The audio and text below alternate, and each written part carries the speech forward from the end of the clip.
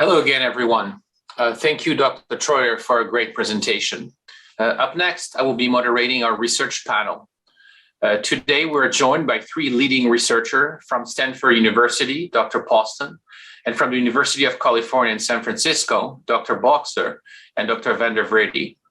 They will be discussing important research related to MSA, PSP, and CBD, and we're very happy to have them here with us today. Dr. Boxer and Dr. Vandevrede will take questions at the end of the session for a Q&A before lunch. Due to scheduling issue, Dr. Poston will join via phone to present her work, but will not be able to take any question at this time. If you do have questions for any of our panelists, please put them in the chat box to the right, and it will address it if time allows. So our first presenter today is Dr. Kathleen Poston. She's a professor in neurology and neurological science and neurosurgery at Stanford University Medical Center. She will be discussing research updates on MSA. Dr. Poston, your slides will be on the screen shortly. We'll give you the cue when the slides are on, and then you can present as soon as you hear the cue. Wonderful. Thank you so much. Just to confirm, you can hear me okay? Yeah, we can hear great, and I just see that the slides are being shared now, so all yours. Fantastic. Thank you. Next slide, please. Well, thank you all so much for being here and listening to the updates, the research updates today on MSA, PSP, and CBD. I will be talking about MSA, or multiple system atrophy disorders, that is often included in the umbrella of atypical Parkinsonism and disorders. And just to orient everyone to what the clinical definition of multiple system atrophy is, that this is a clinical experience where patients have autonomic dysfunction, which is defined as irregularities or changes in blood pressure, heart rate, bladder control, those types of processes that are controlled by the autonomic nervous system, plus motor symptom. And the two prominent motor symptoms are either Parkinsonism, which is slowness, stiffness, and rigidity, or ataxia, which patients don't have to have both. They oftentimes start off with one or the other. And this is determined as MSAP if the first motor symptoms are Parkinsonism, or MSAC if the first symptoms are cerebellar in nature, or ataxia in nature. And the C stands for cerebellar, which is why it's MSAC. And so these are the clinical manifestations. But please, it becomes quite evident that defining patients simply based on these clinical changes can be extremely difficult. And in fact, this leads to what we consider to be our major research barriers and opportunities in the future. Yes. So the two things that are really inhibiting the research in MSA, first off, are the difficulty confirming the diagnosis, particularly early in the disease. As I mentioned, the clinical symptoms are really defined by that autonomic dysfunction and Parkinsonism, or ataxia. But this can really overlap tremendously with the way patients present with Parkinson's disease. And because most of our clinical diagnoses are made on measure to definitively say during life that somebody has MSA, this also leads to challenges in research when we don't have an objective measure to look at as the disease progresses as an outcome measure. So I'm going to share with you here today two emerging areas where we are finally breaking through these barriers. These are emerging. They are not 100% yet, but I do believe in the next year, definitely next 2 years, these will really come to fruition and be active tools that we use in the research setting. So next slide, please. It's important to note that while we think about of multiple system atrophy, we take what the underlying pathology is, because that's really what we want to get at, is what's happening in the brain. So this is a slice from a person who died from multiple system atrophy and generously donated their brain to research. and shows with those red arrows what we call glial cytoplasmic inclusions. So these little black blobs that look in this part of the brain contain the protein alpha-synuclein, and that alpha-synuclein is folded incorrectly and clumps together in an unusual way in these glial cells. And that is how we pathologically make the diagnosis of multiple system atrophy. Because these little clumps are made from the protein alpha-synuclein, MSA is considered an S-synucleinopathy. The challenge is that both the diseases, Parkinson's disease and dementia with Lewy bodies, also have abnormal alpha-synuclein, but the clumps are in very different parts of the brain rather than here in the glial cells, they're in the neurons. And so they're different diseases, but they have this similar pathologic basis of this abnormal alpha-synuclein. This becomes very important when we think of how we diagnose, as well as how we're going to look at one of these objective markers.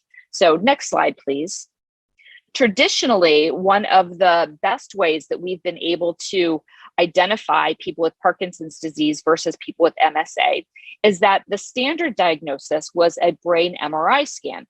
And there are two findings on the brain MRI scan that really helped us to identify if somebody had multiple system atrophy and not Parkinson's disease or dementia with Lewy bodies. One of them is shown on your left here with the arrow, with the white arrows, this little faint white hyperintensity that's kind of in a cross sign in the middle of the brain. This was called the hot cross bun sign, which we would see in people with multiple system atrophy. And on the right side, D, you see the arrows pointing to a part of the brain. That's the cerebellum, the coordination center. And in this person, the cerebellum is much smaller than we would expect. And so this is cerebellar atrophy. So these findings on the MRI scan would help us make the diagnosis, but they're removed from the actual pathology. So next slide, please.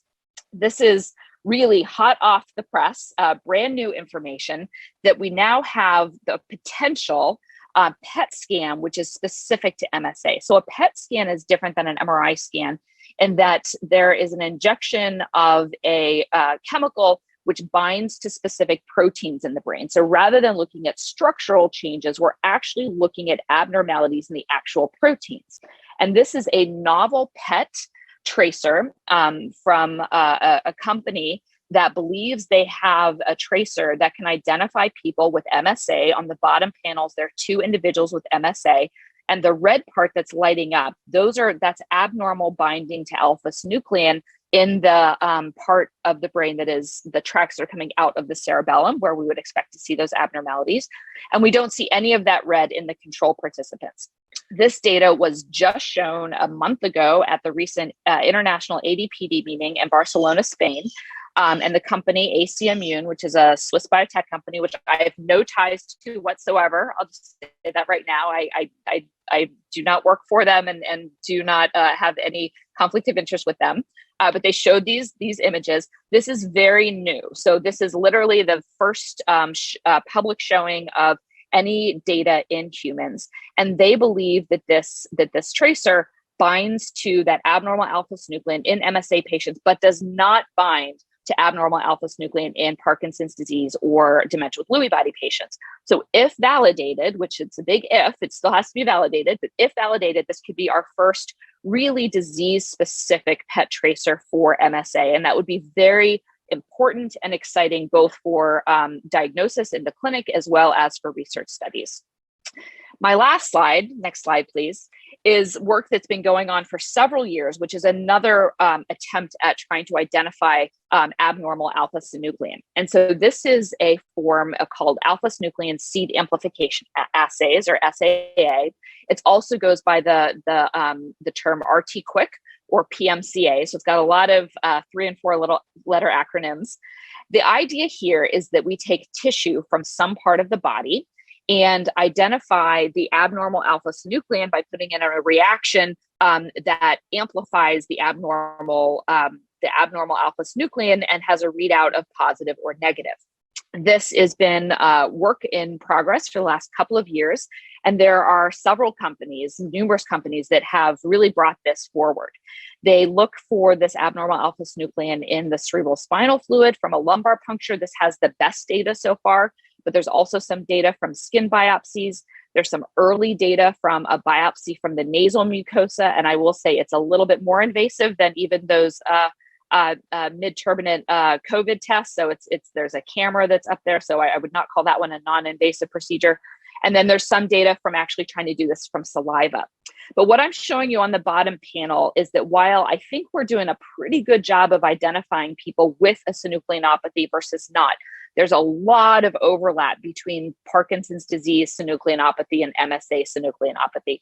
So the panel on the left, the F, that's the red, those are all Parkinson's patients, whereas G is MSA patients. And if you look on the far panel to the right, you can see in both the PD patients and the MSA patients, most of the patients can be separated from those who are neurologically normal, but there's tremendous overlap between Parkinson's disease and MSA.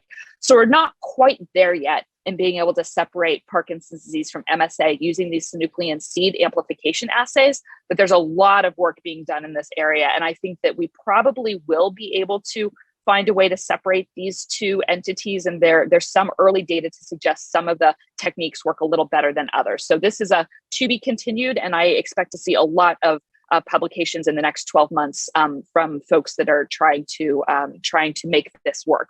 So I believe that between the PET tracer that I showed you and these different synuclein seed amplification assays, I really think in the next year we are going to have a much more protein disease specific way of diagnosing patients with MSA in the clinic, and that this is really the jumpstart we desperately need for clinical trials to be able to recruit people who clearly have MSA, as well as be able to really track how the disease changes over time and whether our therapeutic interventions make a difference, not just on the clinical symptoms, but truly on the underlying pathology, which is ultimately the best way to tell whether things are changing. So these, in my opinion, are really game changers, and I'm very excited about to see where things go, because I really hope this will help our patients tremendously in the coming years. And that is my last slide. Okay, I just wanted to underline first the importance of brain donation, and this is something that we've been promoting at CurePSP. The initial work you showed really would not have been made possible, and if it was not for family deciding to give their brain to science. But the secondly is the advance of technology and the partnership with other groups such as pharma company that are advancing new techniques to be able to study the disease in a living patient. And so it's an exciting progress with this PET imaging that you presented, and also finding ways to objectively measure those diseases. I just wanted to summarize that for our audience before we move on to the next presentation.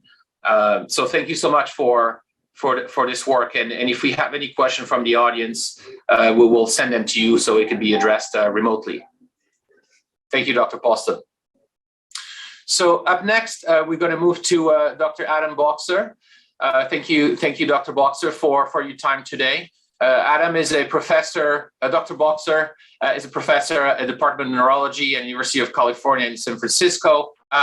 So I'm excited to see with you all the update that Adam Boxer will present to you. He's been involved in many projects, not only focusing on PSP, but also in Alzheimer research. And I think this is an important point to demonstrate that the people suffering PSP, CBD, and MSA, they're not isolated. From a scientific point of view, from advancing cures, those diseases are part of a much more complex and addressable spectrum of diseases. So I think Adam's presentation, also Dr. Vandevrede presentation, speaks to that. So thank you, Adam. We'll queue up your slides now, and then we'll take questions after both talks are done. Great, thanks, Kristophe, and thanks everyone for joining today. Hopefully you can hear me okay. Can I have the next slide?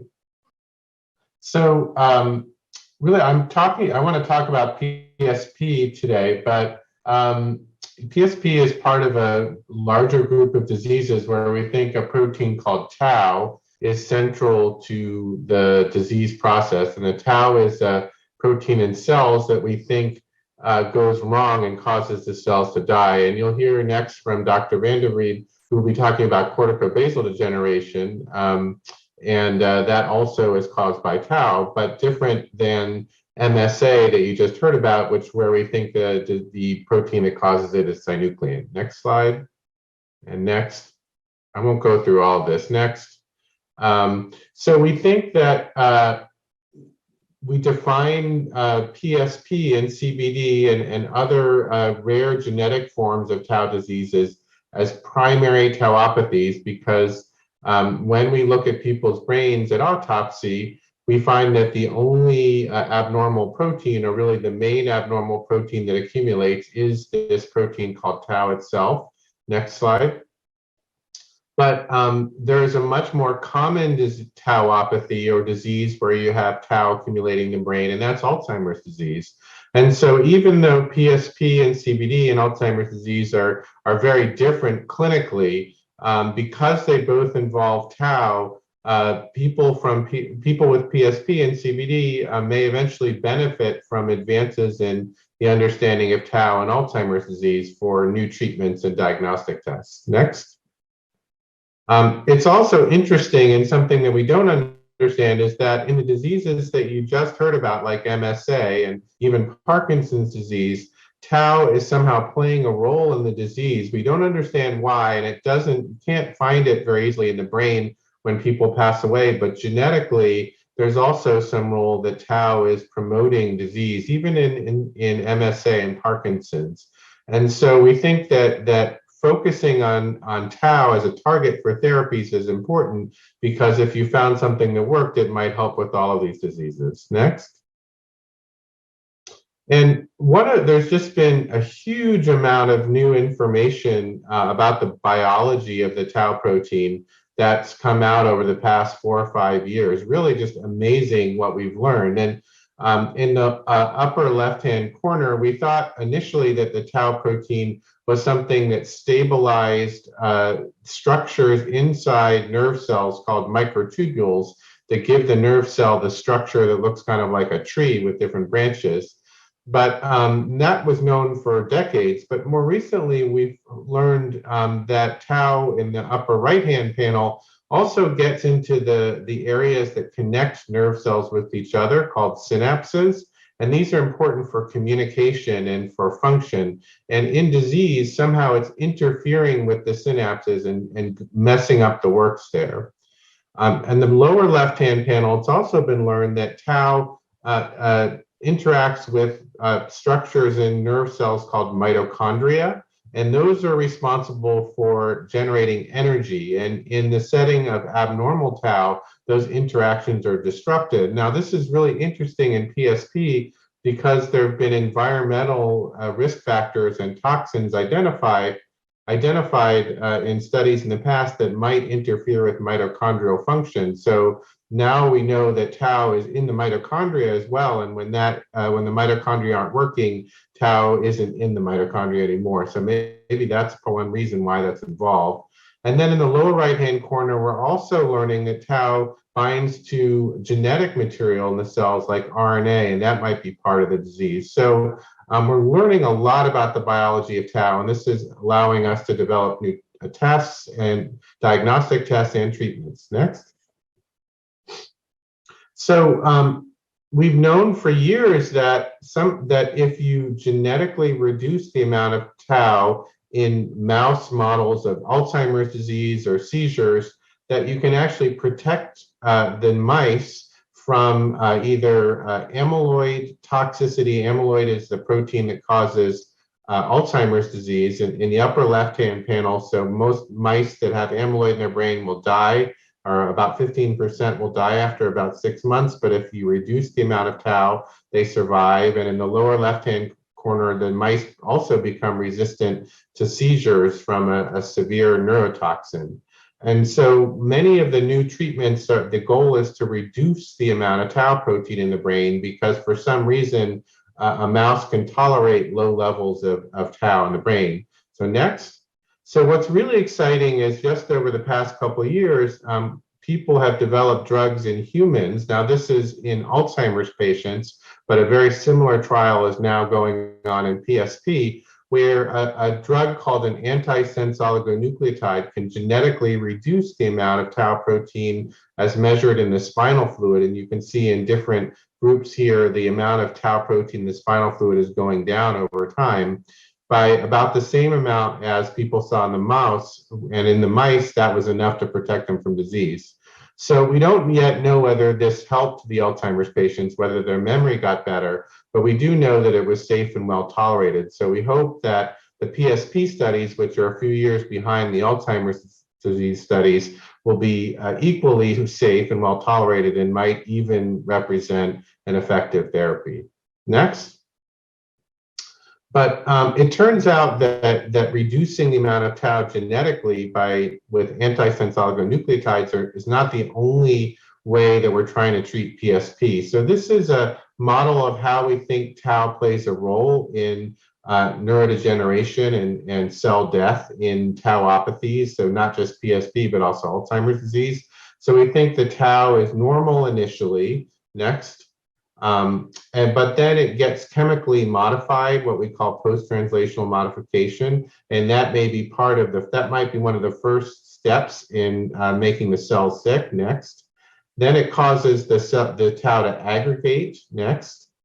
And the cells actually have ways to clear the toxic aggregates to prevent them from getting sick. But if they can't do that, next, then we think this toxic tau can spread from one neuron to another, and next. And in the next cell can also cause the formation of more toxic tau, and that allows the disease to spread throughout the brain. Next. And if it isn't cleared, then what happens is that we think it can cause different types of toxicity. One's called oxidative damage, or sometimes it might even activate the immune system. Next. And also it can lead to very large aggregates or fibrils of protein. Next. And next. And so you can just go through all of these until you get to 5. So basically, these are all strategies. And in green, I've shown different drugs that are in clinical trials that are they're targeting these different parts of disease that we hope will help patients with PSP. Next. Great. Yep. So next slide. So recently there have been some very large clinical trials in PSP that were finished a few years ago. And these were of monoclonal antibodies, which are immune proteins that were thought to clear the tau protein as it spreads from one cell to another. And these worked very well in animal models, but in humans, unfortunately, there was no effect. And this is an example of data with one of the antibodies for a study that I helped to lead called, the antibody was called gosuranemab. Next. And so next. And so one question that we're all sort of trying to figure out now is, well, these antibodies worked really well in the animal models and in scientific models, but they didn't work so well in humans. And we're now looking at the data and trying to figure out how we can make better drugs in the next round. Next. So one idea is that if we had better tests to measure what's happening with tau in the brain, that would really help us. So next. So you heard from Dr. Poston that there are new brain scans called PET scans that can identify, in her case, synuclein, but for PSP, there are many people working on PET scans that could detect tau in the brain. And nothing is 100% successful yet, but we're making good progress. Next. Next. Tau also gets into the spinal fluid. Next. And next. And so I'll tell you in just a minute that there's also a new spinal fluid test that's we're just starting to develop in the clinic. It's not ready in the research lab. It's not ready for the clinic yet, but this is really exciting. Next. And finally, in Alzheimer's disease now, there are blood tests for Alzheimer's disease tau, but these are not yet available for PSP, but we're working on it. And you'll hear more about this from Dr. Vandevrede. Next. So another really exciting development over the past couple of years is that people have been able to take tau protein out of autopsy specimens and actually determine the three-dimensional molecular structure. And on the right, you see a picture of what the three-dimensional structure looks like of tau. Next. And so one of the amazing things that people have just realized over the past year or two is that the three-dimensional structure of tau protein is in the brain aggregates at autopsy is different in different disorders. So PSP, you see at the bottom, has a slightly different structure than Alzheimer's disease. Next.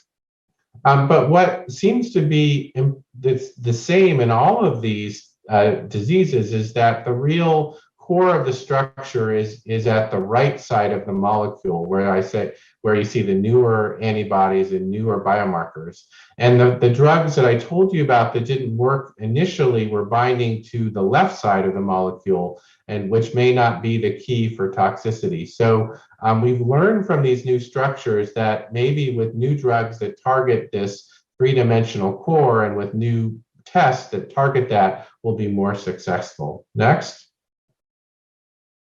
And so this is just to show you an example of one of the new exciting things that's really hot off the press that's not even published yet. But using this three-dimensional structure, and up in the left-hand corner, you can see what the three-dimensional structure is, how they differ in CBD, PSP, and Alzheimer's disease. And you can use that knowledge next to develop a new test that can detect PSP and CBD specific tau, either in brain specimens or in spinal fluid. Now, this is still going to require quite a bit more work to make it work, to make it useful clinically, but it's really an important advance that I think will lead us to much better diagnosis, more accurate and hopefully earlier diagnosis of these diseases in the future. Next.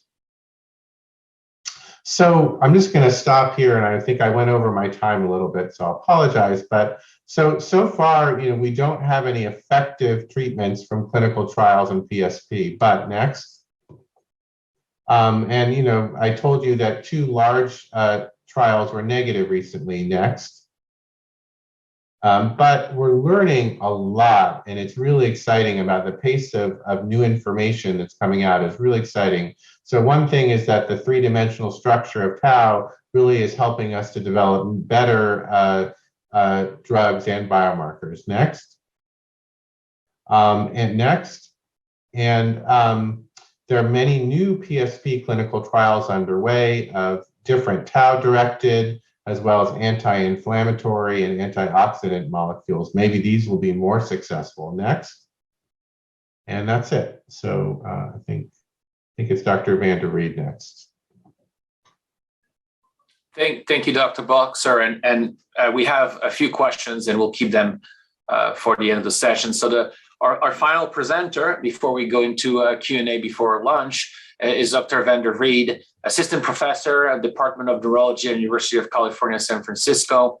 And we'll be discussing additional research around tau biology, but focusing on CBD. So thank you so much for your time, Dr. Vandevrede. And as soon as you see your slide, you can start presenting. Great. Okay. Well, first off, thanks to CurePSP for giving me the opportunity to come and talk about my work on corticobasal syndrome, related concept, corticobasal degeneration. Importantly, I think this work involves biomarkers from an observational study called Fortney, which Dr. Boxer founded, is present here at UCSF, I'm a part of. And I think that this gave us a platform in part to be able to answer questions about this biomarker, which I think may create a pathway to clinical trials for patients with corticobasal syndrome, following along very much in the mode of what Dr. Boxer was just talking about, that this may create opportunities for us to target tau specifically within corticobasal syndrome. Next slide. So here's what we've been talking about, which I think is the fundamental problem when we think about neurodegenerative disease and corticobasal syndrome specifically, is that the relationship between the protein and the syndrome is actually complex. We know in neurodegenerative disease, there's an accumulation of proteins, like for instance, corticobasal degeneration, which is a protein that is composed of tau that we can see on autopsy and accumulates in different parts of the brain and disrupts the function and synaptic connections and causes cell death.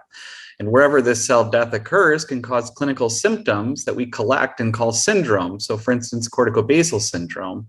But as it turns out, this mapping of one protein to one syndrome, while useful in understanding the concept of neurodegenerative disease and protein accumulation, is actually often incorrect. Corticobasal degeneration actually causes multiple different syndromes, not just corticobasal syndrome. And corticobasal syndrome can be caused by many different types of proteins. And so the more accurate model is what you see at the bottom, is that there's multiple different types of proteins, the 4R tauopathies like PSP and CBD that we're talking about here, as well as proteins like amyloid and phosphorylated versions of tau that you see in Alzheimer's disease. And these can accumulate in the brain individually or oftentimes actually in combination where there's more than one. And where these proteins really accumulate in the brain is what creates a neurodegenerative burden that's filtered through an individual lens. And all of us, our genetics, our education, age really influences the perception of this neurodegenerative burden. This results in the spectrum of syndromes that we see, which can be related to these proteins called FTLD, of which PSP and CBD are a type, or they can be related to Alzheimer's disease. And corticobasal syndrome is a unique challenge because it can be related to either one. It can be related to FTLD or it can be related to AD. Next slide. So that's highlighted here. You've got all the different types of syndromes on the top. These are acronyms, I won't go into them in detail, but they're color-coded by the type of protein that causes them. So just to draw your attention to the far right, PSP Richardson syndrome, you can see how homogeneous this is, because if we diagnose Richardson syndrome clinically, we have a pretty high certainty that this is caused by a specific form of the protein tau. And this is what has allowed Dr. Boxer and others to run clinical trials, because we're relatively certain what the cause of the disease is, what the cause of the clinical syndrome is. So now contrast that to corticobasal syndrome, highlighted by the red box next to it, and you can see the heterogeneity that underlies it. In fact, maybe only half of cases of corticobasal syndrome are caused by that FTLD tau, like in PSP, whereas maybe up to 40% are caused by Alzheimer's disease. And this is really important as we think about clinical trials, because as Dr. Boxer mentioned, all of these different types may have different shapes, and so therapeutics may be applied differently. So corticobasal syndrome that's due to AD may be different than corticobasal syndrome that's due to other types of diseases. And this would be very important as we think about running clinical trials. Next slide. So as Dr. Boxer mentioned, we do have new tools that are available. Specifically, these tools are really helping us identify Alzheimer's disease. We have the PET scans, like Dr. Poston mentioned, that light up a protein. We can detect these proteins in cerebral spinal fluid, but we're also able now to detect it in the blood. And this protein called p-tau217, which is a phosphorylated version of tau that causes the neurofibrillary tangles you can see in autopsy at the right, this is actually increased in the blood of people that have different clinical syndromes that are related to Alzheimer's disease. And this has been shown by Dr. Boxer and other groups, as well as myself, that this is highly specific for those proteins in Alzheimer's disease. So one of the questions that I was asking was, can we use it in corticobasal syndrome? Can we use it in these 4R tauopathy related syndromes to be able to identify those that are due to Alzheimer's disease or have Alzheimer's disease copathology? Next slide.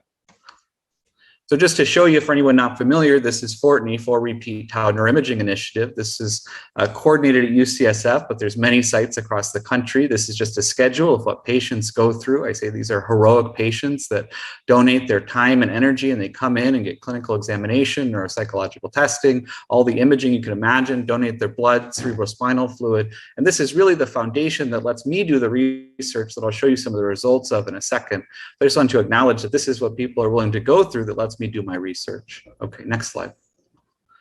So this is the cohort of FORTNI that I used. These are the patients that we recruit, patients with PSP Richardson syndrome, patients with corticobasal syndrome, as well as a related syndrome, non-fluent variant of primary progressive aphasia. And each one of these ends is the number of patients that have come in, donated their time for us to follow them to be able to learn more about this disease. They're followed 2 years. Some of these patients even stay with us for up to 4 years. So this is really a wealth of information that we have. Next slide. So we're able to look at these AD biomarkers within the 4R tau syndromes, within corticobasal syndrome. On the left, you can just see that this p-tau217 protein, that's a marker for neurofibrillary tangles, is elevated in Alzheimer's disease. There's this wide range of values in corticobasal syndrome. Some of them are up in that Alzheimer's range, which is highly consistent with this idea that a lot of corticobasal syndrome is due to Alzheimer's disease. And in fact, if you look at the three graphs to the right, now this is separating corticobasal syndrome by those that are due to AD, confirmed by using an amyloid PET scan, which is used clinically to diagnose Alzheimer's disease. So these patients would be considered to have definitive Alzheimer's disease, at least by PET. And you can see plasma p-tau217 is significantly elevated compared to CBS that's due to other types. And I think this is at least highly suggestive that this may be a biomarker that'd be useful to differentiate these two groups. And on my eye, it looks about as good as the amyloid or tau PET scan, which is shown in the other two graphs. Next slide. I won't go into the details, but if you look at the different groups, so now we can use plasma p-tau217 to define these groups and say this is CBS due to Alzheimer's disease and CBS due to other protein types, FTLD, of which CBD is one. And we can say, are there any differences? We know that they share a lot of clinical symptomatology. In fact, they've been diagnosed with corticobasal syndrome. But if you look in detail at certain clinical measures, you can actually see subtle differences between the groups. And I think this is consistent with the fact they have different underlying protein etiologies. They're in fact sort of driven by different diseases, if you think of the proteins as diseases. Next slide. And in fact, if you look at their MRI, so this is looking at brain scans of the patients over time, both sort of initially and about a year later. And I'm just highlighting in the different colors areas that are affected, that atrophy. This is where there's areas of brain shrinkage, often where the proteins are disrupting the function and causing problems. And I think just visually, you can see that these two groups actually have very different patterns of atrophy. Next slide. And in fact, if you look at their clinical progression over time, this is using a modified version of the PSP rating scale developed by Lawrence Golby. If you look at a modified version of this clinical scale, you can actually see divergence and that their clinical trajectory is different, again, supporting this hypothesis that they may be different diseases. And in fact, they may respond differently to the different tau-directed clinical therapeutics that Dr. Boxer was mentioned. Next slide. So what I've shown is that we can use PET, but importantly, we can use this new blood biomarker to differentiate these two groups. That this is accessible, it's moving towards the clinic very quickly. p-tau is already being used in many clinical trials. And then using MRI and different clinical measures, we can see differences between these two groups and progressions. And when you see differences in the groups, this allows us the ability to be able to run clinical trials in CBS due to AD and maybe CBS due to FTLD, especially tau, and see how they respond differently to drugs that target tau. Next slide. So Dr. Boxer mentioned this, but I focused a lot on this AD blood biomarker that we have, but there's a lot of new biomarkers that are percolating through that may help us identify these other proteins and specifically give us a positive way to identify CBD. And I think this would be really important because as we move into an era of precision medicine, we want to be able to not just identify the clinical syndrome, which we can do very accurately now, but also the protein underlies it, because that's really fundamental, being able to run appropriately powered clinical trials that can answer the questions, I think, and move us towards treatment. Next slide. So I wanted to thank first and foremost the patients and their families, everyone that came in to donate their time to be able to allow myself and others to do this research. Certainly CurePSP, other sources of funding for this project and others that happen at our center. My colleagues and collaborators are listed to the left. Thanks go out to them, and thanks go to everyone in the audience for listening. Thanks so much. Next slide. Thank you both for presenting a lot of information. I have a few questions from the audience, some that I have myself for the two of you. I'll start by, you mentioned, Dr. Vandevrede, that, that we're accurately defining disease clinically, and you're showing how important it is to then also understand the granularity of the science that is underlying those clinical definitions. And a lot of our patients and family, when they enter the journey, whether PSP, CBD, or MSA, the hardest for them is to get to a clear diagnosis, right? So even though we've done this effort to clearly identify the different type of those neuropathologies, for patients, it's still hard to get to that diagnosis. And so I'm tying the knot there by saying, by developing, maybe you could speak to the hope of, why those biomarkers are so important those objective measures of diseases are so important. I know it's evident to the industry and to specialists, but maybe our audience would like to hear more of your take on why those are so important. Maybe you could start first, and I'd love also Dr. Boxer's thoughts on that. Yeah, absolutely. I think that the clinical syndromes are really important because they allow us to identify the different clinical diseases, right? They end up being sort of our gold standards to be able to get clues as to what the underlying protein is. But the disease is really the protein. So being able to identify that as accurately as possible, I think, is almost necessary for a diagnosis as we think about clinical trials. And especially with clinical syndromes that are hard to diagnose. I mean, this is not uncommon, as you said. It's so common that people go on this diagnostic odyssey, especially at the beginning when they have sort of subtle clinical symptoms that are maybe hard to recognize, or maybe they don't have, there's not a sort of savvy clinician that can pick out subtle eye movements and be able to get to the right diagnosis. Maybe it takes, a couple extra years, I think, is what our research shows, compared to more commonly known neurodegenerative symptoms, to really get to the diagnosis. But at this stage, you use these clinical syndromes to then evaluate the biomarkers to be able to make sure that they're saying what you think they are, but then you can really flip them. You can actually use the biomarkers to help define the clinical syndrome and support the clinical decision-making.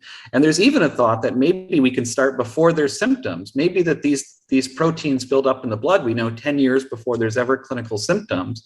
Maybe we can start screening people that are at risk to be able to determine if they have these proteins build up. And so they actually never have the changes in movement or changes in cognitive function to show up in clinic. Though that's, I think, probably a little bit further down the line. But I think they're really useful to support decision-making, but they're really this very, very accurate marker in a way that the clinical syndrome often isn't.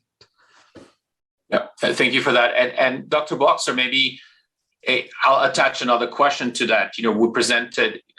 We saw this example of Fortney, those complex longitudinal studies, right, that are really trying to characterize patients. Maybe you could tell us a little bit more about why are those so important, and if you could also speak to other studies that exist, not just in the US, but also internationally, that are trying to tackle this. That would be great for our audience. Sure. Yeah. Well, there is a lot that we don't understand about these diseases. And, as Kristophe, as you mentioned, one of the biggest challenges is just accurate diagnosis, but also early diagnosis. So even when people get an accurate diagnosis, it's often too late to really maximally benefit from a new treatment, even if it works. So, we need to be able to diagnose people earlier. We need to understand the causes of these disorders just through more biology and genetics. But also, if we're going to find a drug that works, we need a way to measure that. We need to do this, we need to know definitively that the drug works, but we need to do it as efficiently as possible with a small number of people, so we can find things quickly that are going to help our patients. And so Fortney and another study that's larger called All-FTD that's also going on in North America are both following people longitudinally with these disorders and collecting blood, spinal fluid, MRI, and clinical data, and in some cases PET scans as well, to try and develop better ways to track disease over time. Because if we could really accurately diagnose people early and track their progression, then we could find treatments that work much more quickly and easily.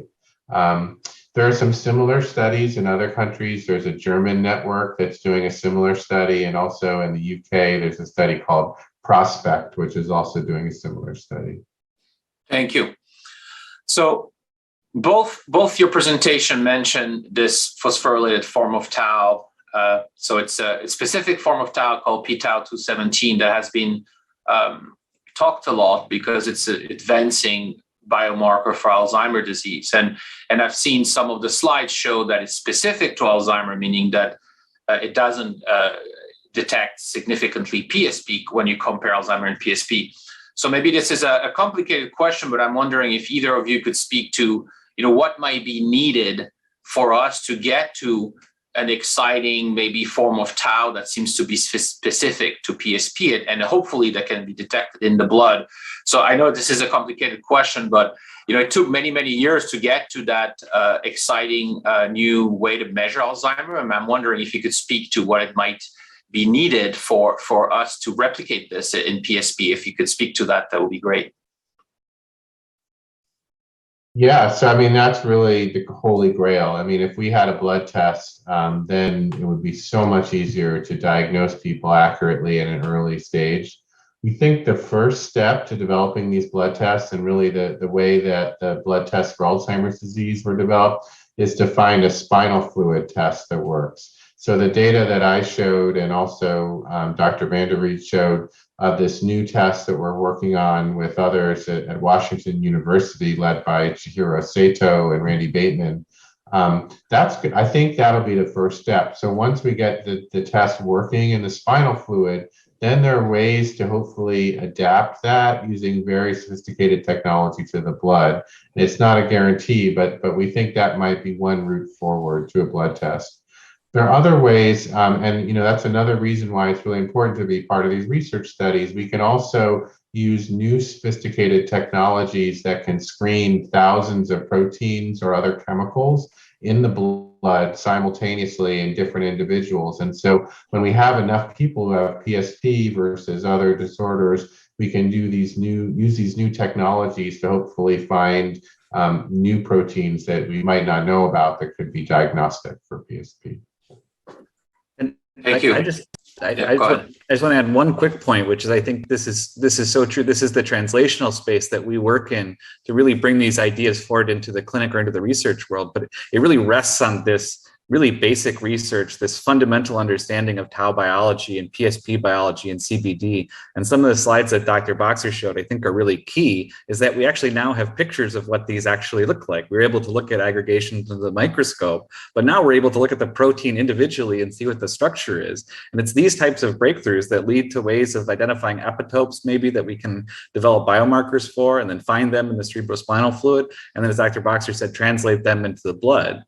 So it really rests on, just to say, at the foundation of basic research that takes place. But it's absolutely patients and their families that allow us to do this translational work and bring it into the research world and into the clinic.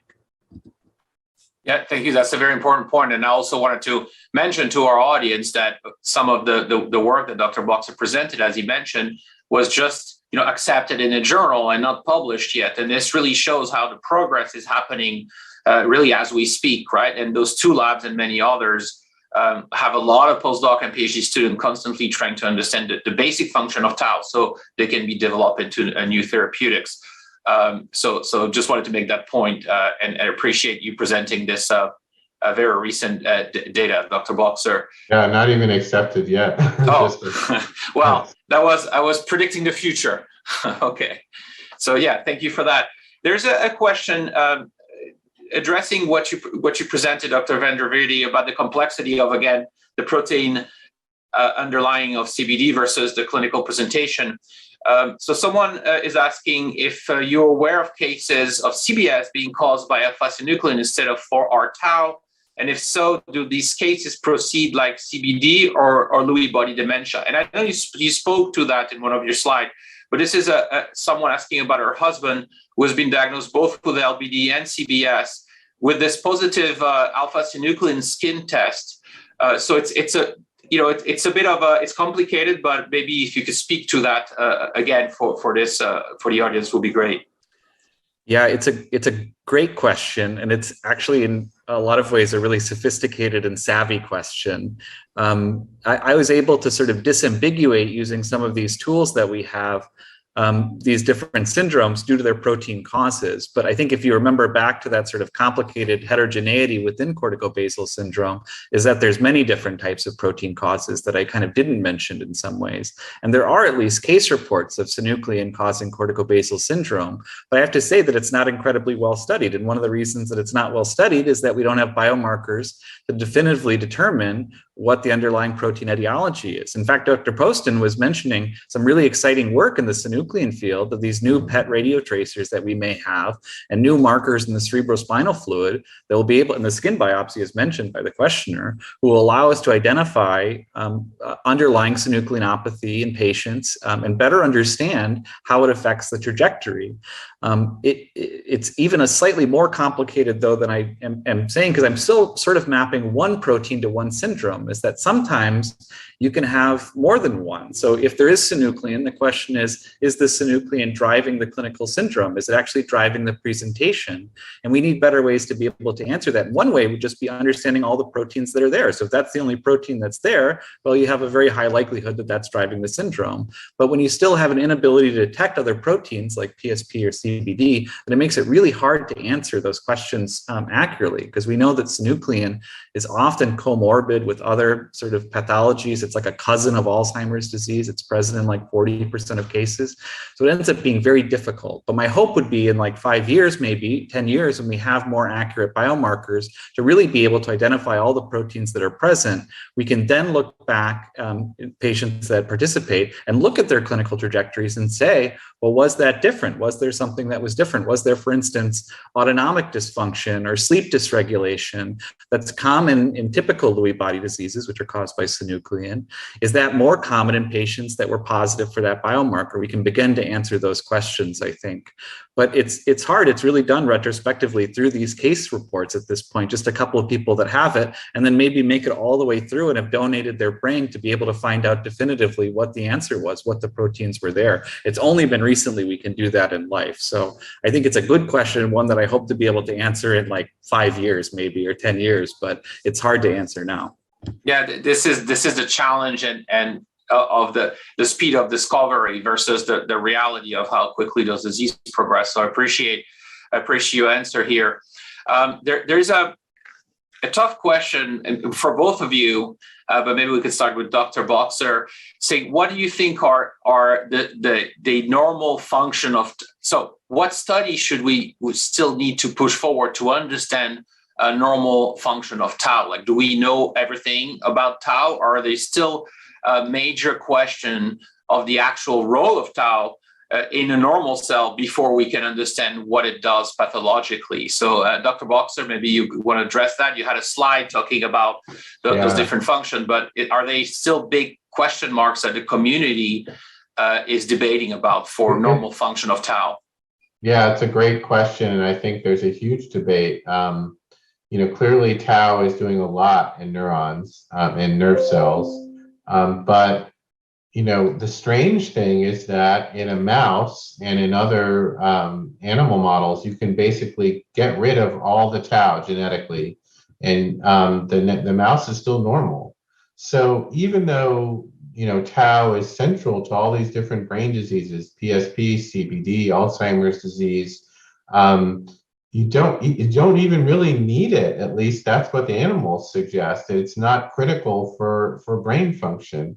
So it's really a mystery. So, I guess it's sort of a philosophical question. If our ultimate goal is to find diagnostic tests and treatments that are going to cure PSP and CBD and other disorders, does it matter if we fully understand, the normal function of tau? Because, really it's tau that's gone wrong that's causing these diseases. Now, I think scientifically it's hugely interesting, and why did we evolve in this way, that we have this protein that may not even be necessary in normal adults for function, and it goes amiss in disease. And but ultimately, my goal is to find a cure as soon as possible. So that should be, I think, our priority.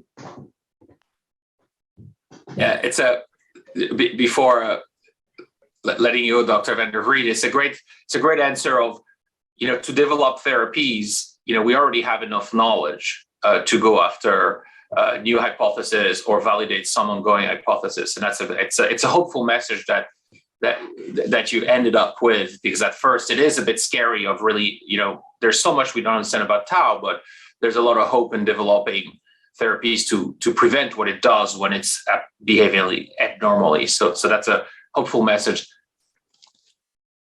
I completely agree. I think this is fundamental. In my eye, it's always on on clinical trials and therapeutics. I think that's my goal and everyone's goal here, and using these tools to be able to move us there as quickly as possible. But as I think back to the basic biology, I think the question that I have is still fundamental, which is, we know tau underlies all these neurodegenerative diseases.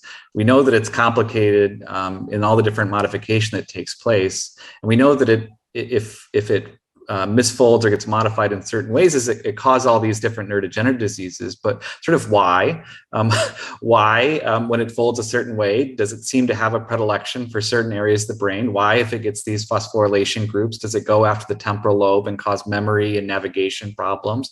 But why, if it gets this extra version of this exon, does it go after the white matter in the brainstem? Why does tau in these different forms go wrong in different ways and cause problems in different areas? Because I think that will probably help us understand the biology maybe and prevent it from going after or from adopting those harmful forms and gaining these sort of toxic functions, and will lead us to therapeutics. But that sort of selective vulnerability that lots of other people have talked about, not just me, of tau and these different regions for tau, I think is really one of the outstanding questions that I don't understand. I'd like to see answered.